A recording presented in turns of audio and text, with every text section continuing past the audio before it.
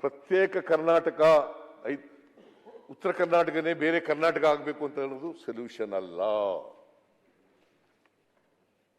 It is not a solution at all.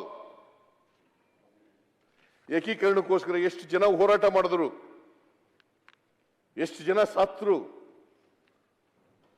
ಎಷ್ಟು ಜನ ಹುತಾತ್ಮರಾದರು, ಎಷ್ಟು ಜನ ಆಸ್ತಿ ಕಳ್ಕೊಂಡ್ರು. ಈ ದೇಶ ಸ್ವಾತಂತ್ರ್ಯ ಬಂದ ಮೇಲೆ ಭಾಷಾವಾರು ಪ್ರಾಂತ್ಯ ವಿಂಗಡಣೆ ಮಾಡಬೇಕು ಅಂತೇಳಿ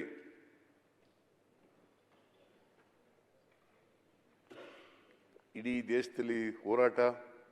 ಕರ್ನಾಟಕದಲ್ಲಿ ಇವರೆಲ್ಲ ನೋಡಿ, ಹಳೆ ಮೈಸೂರಿನವರು ಕೂಡ ಏಕೀಕರಣಕ್ಕೆ ಹೋರಾಟ ಮಾಡಿದ್ರು. ಕೆಂಗಲ್ ಹನುಮಂತಯ್ಯನವರು ಹೋರಾಟ ಮಾಡಿದ್ರು, ಎಸ್ ನಿಜಲಿಂಗಪ್ಪನವರು ಹೋರಾಟ ಮಾಡಿದ್ರು,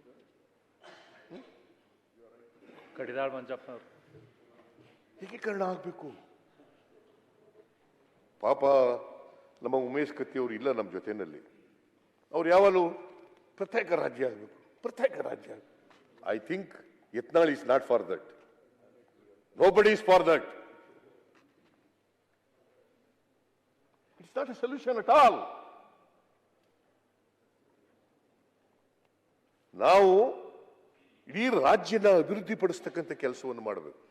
ನಾವೆಲ್ಲರೂ ಶೇರ್ ಮಾಡಬೇಕು. ಈಗ ಹೈದರಾಬಾದ್ ಕರ್ನಾಟಕಕ್ಕೆ ರಾಯರೆಡ್ಡಿ ಅವರು ಮಾತಾಡಿದ್ರು. ಮೊನ್ನೆ ಅಧ್ಯಕ್ಷರೇ,